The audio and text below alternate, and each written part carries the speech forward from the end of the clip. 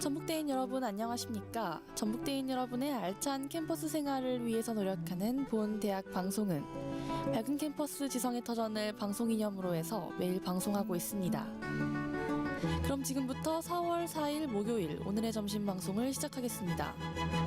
밝은 캠퍼스 지성의 터전 여러분의 전북대학교 방송국입니다. UBS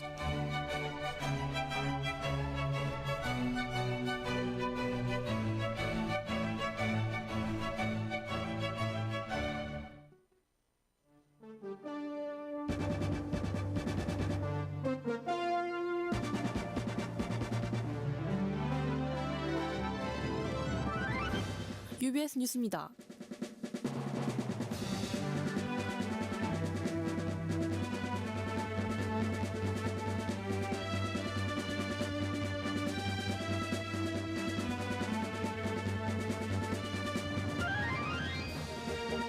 얼마 전 대학 커뮤니티 에브리타임의 교수 성희롱이라는 제목으로 업로드된 글 기억하시나요? 교수가 강의 시간에 성적인 농담을 하는 것이 불편하다고 올린 학우의 글이었습니다. 모 교수는 한 학생을 일으켜 세워 그 학생이 음탕한 것을 증명해보겠다고 말한 것으로 알려졌습니다.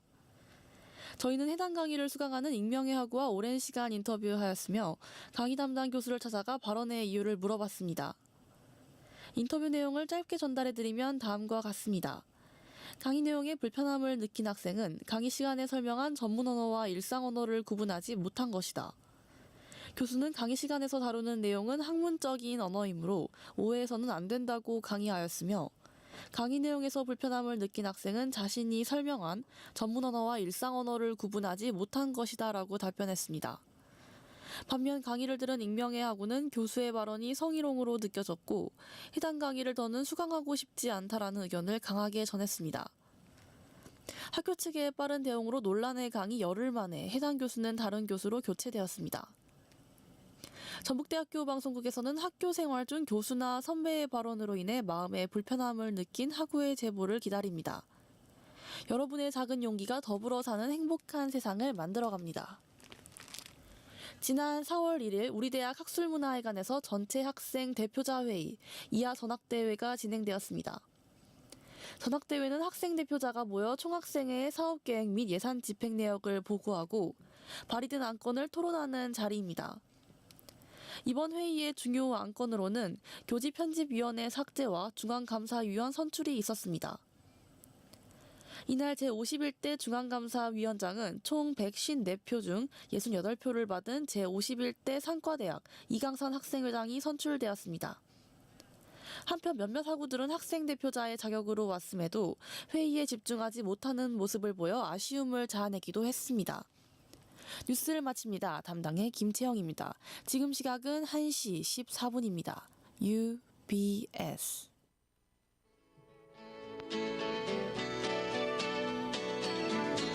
밝은 캠퍼스 지성의 터전 여러분의 방송국 UBS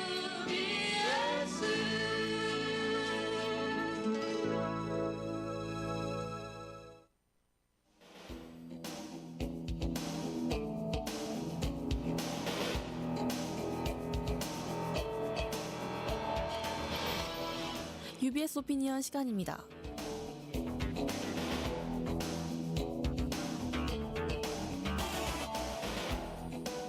UBS 오피니언 첫 번째 소식입니다. 요즘 캠퍼스를 돌아다니다 보면 악취가 종종 풍기곤 하는데요. 특히 뉴실크로드 센터에서 학술문화회관으로 가는 길에 오수가 유출된 듯한 냄새가 심하게 풍겼습니다. 건물에서 오수가 유출된 것으로 보이며 한 곳에 고여있던 물을 주차장에서 나오는 차들이 밟고 지나가는 탓에 오수가 주변으로 퍼지면서 고약한 냄새가 그 방면에 퍼지게 된 것으로 추정이 됩니다. 개강하고 한 달이 지나도록 원인이 불분명한 냄새로 인해서 많은 학우들이 고통을 받았는데요. 수업을 듣기 위해 학술문화회관에서 실크로드 쪽으로 통하는 길은 많은 사람들이 이동하는 장소이기도 합니다. 이에 오랜 시간 동안 학교 측에서는 냄새의 원인에 대한 규명도 없이 적절한 조치도 취해지지 않았는데요. 시설과 측은 오래된 오수배관이 터진 것 같다라며 학교가 오래됨에 따라 배관도 낡아 터진 것으로 보인다라고 밝혔습니다. 현재 시설과 측은 문제 해결을 위해 터진 배관을 파악하고 있는데요. 하루빨리 쾌적한 캠퍼스가 만들어졌으면 좋겠습니다. UBS 오피니언 두 번째 소식입니다.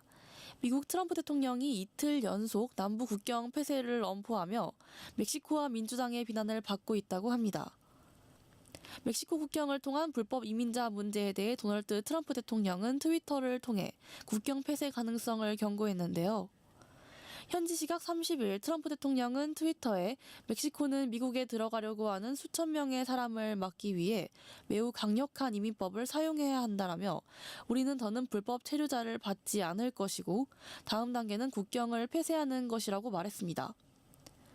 현재 중남미 국제 정세의 혼란으로 인해서 미국에 입국을 희망하는 난민들이 늘어나고 있는데요.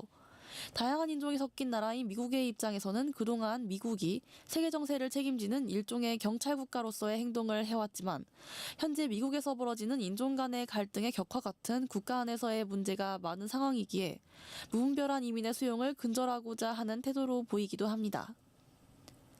하지만 극심한 빈곤과 생명의 위협을 받고 목숨을 걸면서까지 국경을 넘는 난민들에게 인도적인 조치도 필요해 보이는데요. 앞으로 변화할 국제 정세에 대한 귀추가 주목됩니다.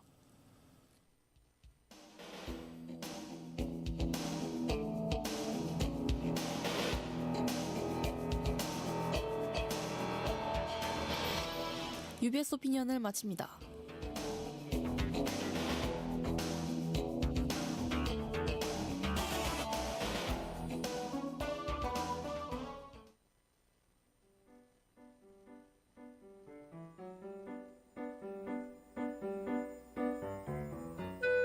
저희 전북대학교 방송국에서는 매주 월, 화, 수, 목, 주 4회 1시 10분부터 1시 50분까지 오디오 생방송을 진행하고 있습니다. 월요일 점심에는 전대인에게 우리나라 근현대사를 생생하게 알려주는 역사방송 어제가, 화요일에는 전대인들이 접해보면 좋을 영화, 드라마 리뷰 방송 필름 토크가, 수요일에는 아이돌들의 명곡과 비하인드 스토리를 소개해주는 금주의 아이돌이, 목요일에는 뉴스를 소개하고 대학생의 시선에 맞추어 보다 더 알기 쉽게 전달해주는 뉴스 코멘터리가 방송됩니다. 학우 여러분의 많은 청취 부탁드립니다. UBS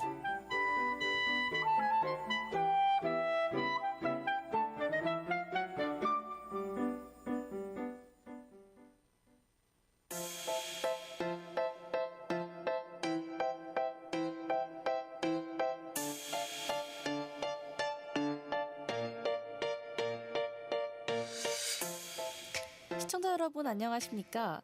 매주 목요일 점심에 방송하는 뉴스 코멘터리의 진행을 맡은 아나운서 김채영입니다. 하루에도 수십 건의 기사들이 작성되는 요즘, 저희 뉴스 코멘터리에서는 오늘의 주요 기사를 선정하여 소개해드리고 있습니다. 그럼 노래 한 곡 듣고 2019년 4월 4일 오늘의 뉴스 코멘터리 시작하겠습니다.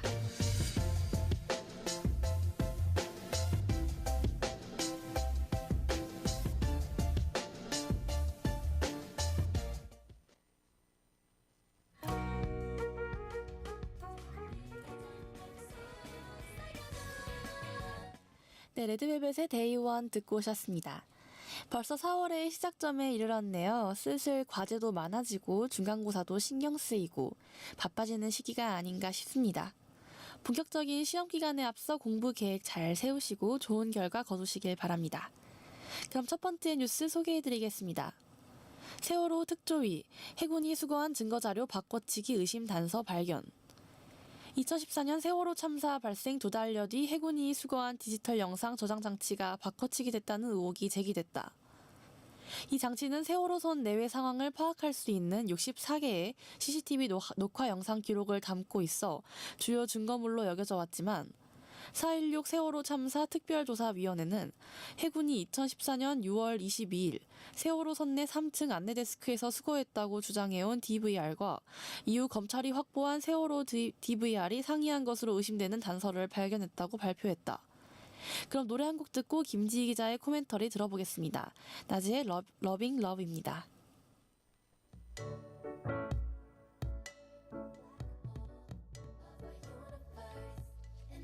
네, 세월호와 관련된 증거 조작 의혹에 관한 기사였습니다.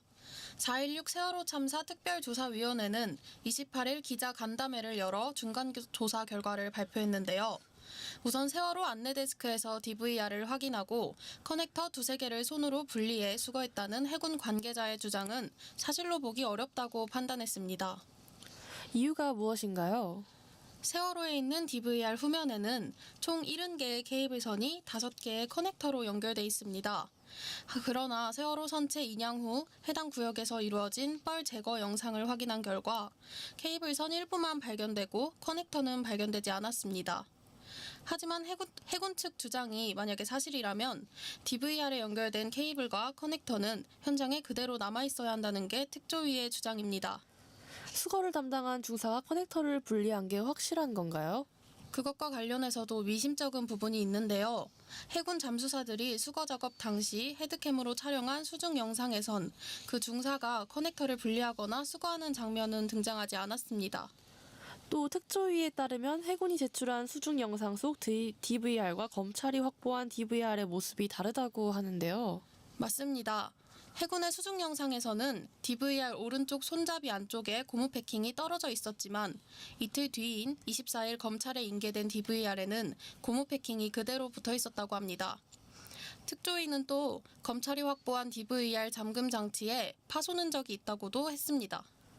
해군과 해경이 사전에 세월호 내 DVR을 수거한 뒤 다시 이를 연출한 의혹이 있다라는 견해가 여기서 나온 거군요. 네, 그 얘기는 해군이 6월 22일 수거 당시 가짜 DVR을 동원했다는 것인데요. 특조위에선 해군 측에 수거 작업 전 과정이 담긴 수중 영상의 원본을 요청했지만 8분 분량의 저화질 영상만 받았다고 밝혔습니다.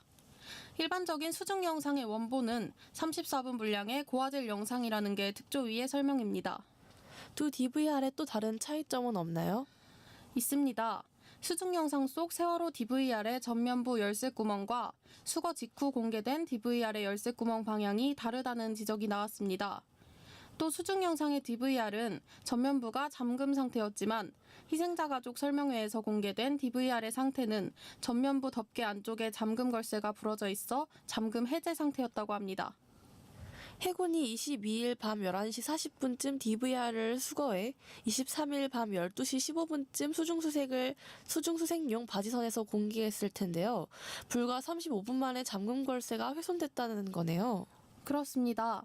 하지만 박병우 특조위 진상규명국장은 그 사이 잠금 걸쇠가 훼손될 만한 정황은 발견되지 않았다고 말했습니다. DVR이 CCTV 기록을 담고 있는 장치로 알고 있는데요. 그럼 참사 당시 CCTV 기록은 어떻게 된 건가요? 정리해서 말씀드리자면 지금까지 알려진 바로는 세월호 CCTV 녹화 장치가 사고 발생 67일 만에 발견됐습니다. 원인 규명의 핵심 단서인 CCTV에 대한 유족들의 기대가 컸는데요. 발견 이후 무려 50일간의 복원 작업 끝에 나온 영상에는 참사 3분 전인 오전 8시 46분까지의 영상만이 담겨 있었습니다. 누군가 고의로 전원을 뽑았다던가 전기를 차단했거나 영상이 조작됐다는 의혹이 충분히 들리겠는데요. 네, 하지만 해경과 해군은 어떤 입장 표명도 내놓지 않았습니다. 검찰 측에서는 수사 결과를 어떻게 발표했나요? 당시 대검찰청 형사부장이었던 조은석 씨는 DVR이 비정상적으로 종료되면서 영상 파일이 생성되지 않았거나 생성된 영상 파일이 손상돼 복구되지 않았을 가능성이 있는 것으로 확인됐다고 발표하여 의혹을 일축했습니다. 하지만 제 기억엔 세월호 특조위 3차 청문회에서 위의 진술이 조작이라는 의혹이 나왔던 것 같은데요. 맞습니다. 세월호 탑승자였던 강병기 씨가 3층 안내데스크 근처에서 CCTV를 사고 당일 오전 9시 30분까지 봤다고 증언했습니다. 이에 유족들은 다른 저장 장치가 있을 가능성도 있다고 주장하기도 했습니다. 네, 2014년에 터져나온 DVR 조작 의혹이 5년 만에 구체적인 정황을 바탕으로 다시 불붙은 거네요. 그렇습니다. 해군과 해경에서 주요 정황이 담긴 DVR을 수거하고도 발표하지 않았고 영상을 조작하여 내놓았다는 의혹이 사실로 밝혀진다면 국민들의 분노를 피할 수 없을 것입니다. 특조위에서 이렇게 급하게 중간조사 결과를 발표한 이유가 무엇인가요? 특조위에 따르면 DVR 조작 및 편집 의혹과 관련해 특조위 조사 대상자 상당수가 현역 해군 등으로 근무하고 있어 조직적으로 입을 맞췄을 가능성이 높다고 합니다. 따라서 전역자나 관련 내용을 알고 있는 증인들의 긴급 제보가 절실하다고 말했습니다. 또 세월호 특별법에 의한 검찰 수사 요청, 고발 등 역시 적극적으로 검토 중이라고 합니다. 네, 맞습니다. 이날 현장에서 특조위의 발표를 지켜본 4.16 세월호 참사 가족협의회에서 입장문을 냈는데요. 특조위의 조사 결과는 박근혜 정부 시절 국정원, 기무사, 해수부, 해군, 해경 등 관계기관의 세월호 참사의 진실을 은폐하기 위한 개입의 가능성이 농후함을 보여준다. 검찰의 세월호 참사 특별수사단을 설치해 관련자들에 대한 전면 재수사가 이루어지길 촉구한다고 밝혔습니다. 2014년 4월 16일 사고 이후 벌써 세월호 참사 5주기가 가까워지고 있는데요. 아직도 정확한 사실이 밝혀지지 않았다는 게 매우 의문스럽고 유감입니다. 저도 그렇습니다. 사실 참사 이후 오랜 시간 제대로 된 조사 결과가 나오지 않아 매우 많은 음모론이 제기됐었는데요. 세월호 참사는 계획된 것이라는 등 종교적 의식이었다는 등 상당히 예민한 추측들이 많이 있었습니다. 네, 이렇게 무분별한 추측들이 생겨나는 걸 막기 위해서라도 하루빨리 진상규명이 되길 바랍니다. 사실 이번에 밝혀진 의혹 이외에도 세월호 참사에서 많은 문제점들이 드러났어요. 맞습니다. 먼저 2014년 4월 15일 당시 기상 문제로 많은 선박이 출항을 포기했으나 세월호만 뒤늦게 출항을 강행했다고 합니다. 또 세월호는 안전점검표에 차량 150대, 화물 675톤을 실었다고 기재했지만 실제로는 차량 180대, 화물 1157톤으로 무리한 양을 적재했다고 합니다. 과적 화물이 세월호가 급격한 항로 변경을 복원력을 잃은 핵심 원인 중 하나로 추정되고 있죠. 또 사고 수역 관할인 진도 VTS, 즉 진도 해상교통관제센터가 아닌 제주 VTS에 최초 신고를 해서 초기 대응 시간을 허비하기도 했어요. 맞습니다. 세월호가 진도 VTS 관할 수역에 진입해 있었음에도 진도 VTS에선 파악하지 못하고 있었습니다. 또 신고를 받고 사고 해역으로 출동한 해경은 여객선 안에 300명 이상의 승객이 남아있음에도 배 밖으로 탈출했거나 눈에 보이는 선체에 있는 승객만 구조하는 등 세월호 내부로는 진입하지 않는 소극적 태도를 보였다고 합니다. 선원들의 무책임함 역시 큰 논란이 됐었죠. 비상 상황 발생 시 선장은 선내에서 총지휘를 맡아야 하고 승무원은 각차 역할을 맡아 탑승객 구조를 도와야 함이 세월호 운항 관리 규정에 명시되어 있었습니다. 하지만 전혀 지켜지지 않았죠. 네, 오히려 선장을 비롯한 선원 대부분은 침몰 직전까지 탑승객에게 객실에 그대로 있으라는 안내방송을 하고 자신들은 배 밖으로 나와 해경 경비정에 의해 가장 먼저 구조됐습니다. 또 맹골수도라 불리는 위험지역에서 입사 4개월째인 3등 항해사가 운항을 지휘했다고 합니다. 네, 그 외에도 정부의 초동 대처 실패, 뒤늦은 구조 작업 등의 문제점이 있죠. 오늘 기사는 특조위에서 발표한 세월호 증거 조작 논란과 5년 동안 해결되지 않은 문제점들에 대해 다뤄봤습니다. 이번에는 분위기를 전환해서 재미있는 기사를 하나 준비해봤는데요. 노래 한 곡 듣고 소개해드리겠습니다. 나 인생을 아직 모르겠어. 로지 피피의 어른아이 듣고 오셨습니다. 김지 기자께서 다음 기사 소개 부탁드립니다. 네, 생명 살리는 물 팔던 조선인, 그가 지녔던 엄청난 비밀. 1919년 3월 1일 한국의 독립의사를 세계 만방에 알린 3.1운동이 100주년을 맞았습니다. 혹독했던 일제강점기 시절 생명을 살리는 물이라는 이름의 소화제를 팔던 조선인이 있었습니다. 의료기술과 약이 지금만큼 발달하지 않았던 시절, 사람들은 급체나 토사광란으로 치료를 받지 못하고 쉽게 사망했습니다. 그런 시절 이 소화제는 사람들의 목숨을 살리면서 만병통치약이라는 말을 듣기도 했습니다. 사람만 살리는 줄 알았던 소화제, 그런데 이 안에 엄청난 비밀이 담겨 있었습니다. 네, 일제강점기 시절 소화제에 관한 기사네요. 노래 한 곡 듣고 기사에 관한 이야기 나누어 보겠습니다.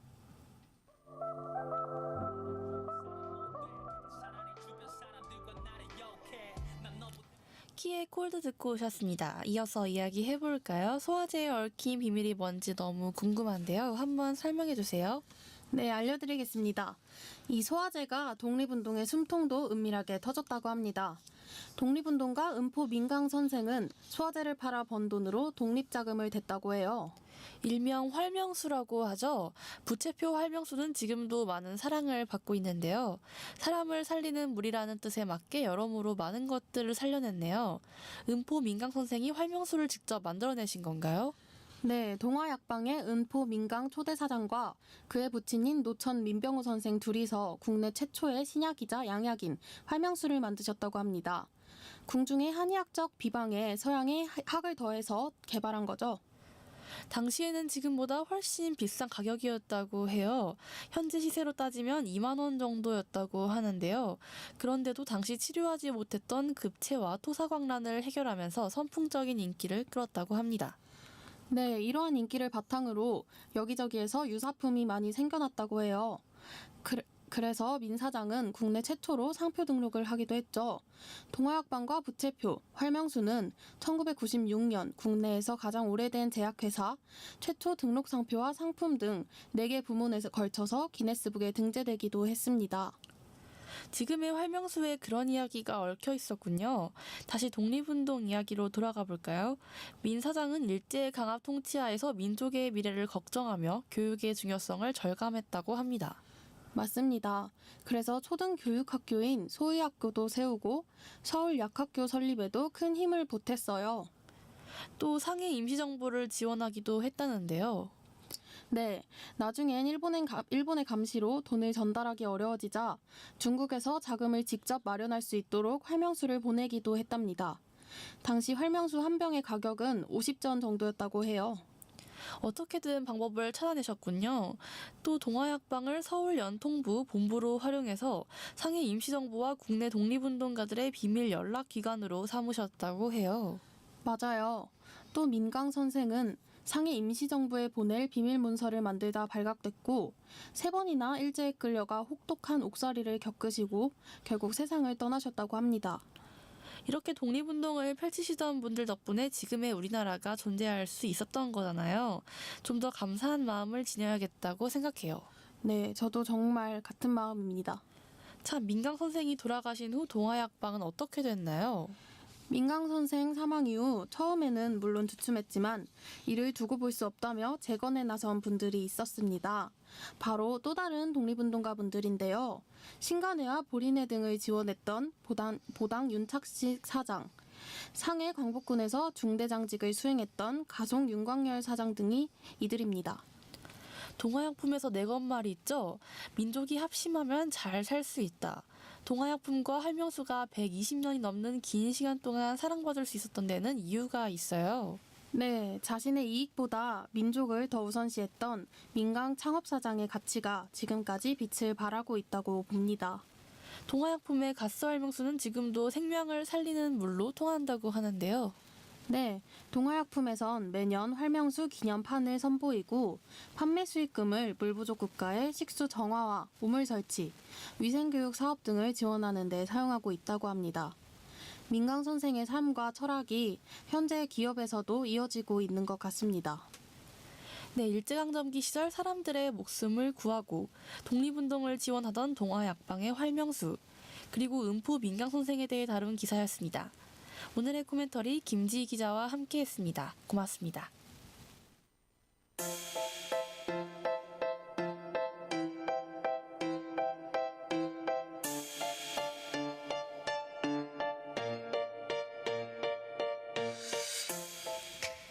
(4월 4일) 오늘의 뉴스 코멘터리를 마칩니다.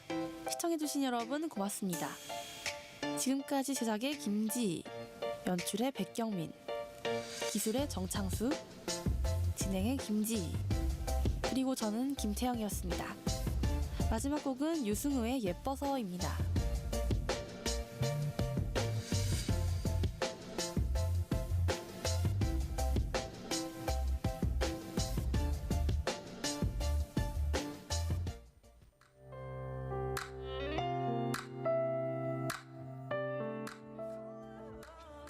우리 사랑이 시작된 날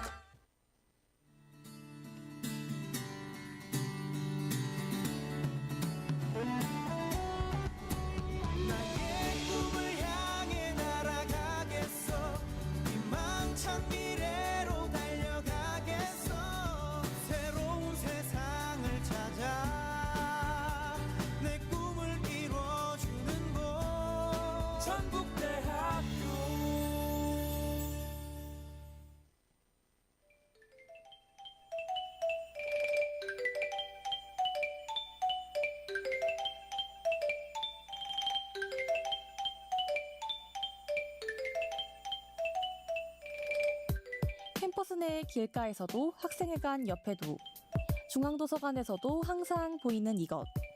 이것이 무엇인지 아시겠나요?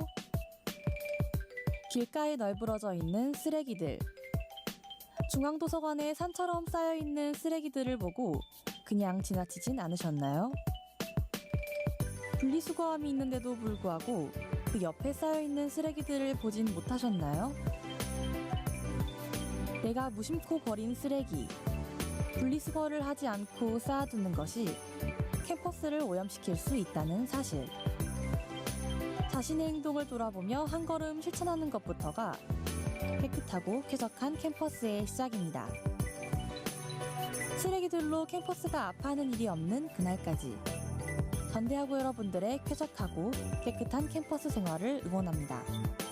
지금까지 UBS 캠페인이었습니다.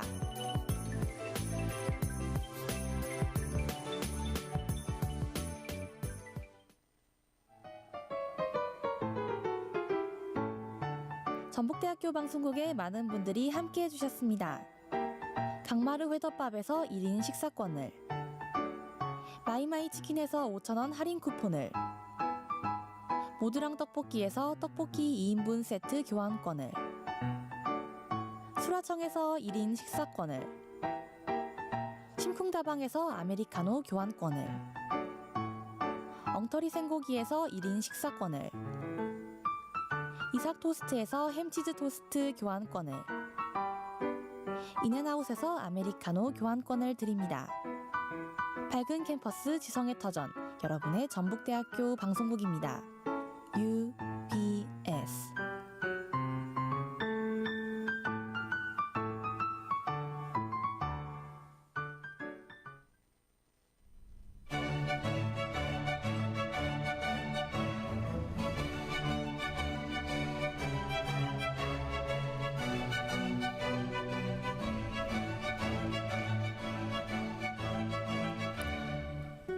이상으로 4월 4일 목요일 오늘의 점심 방송을 모두 마치겠습니다. 밝은 캠퍼스 지성의 터전, 여러분의 전북대학교 방송국입니다. UBS.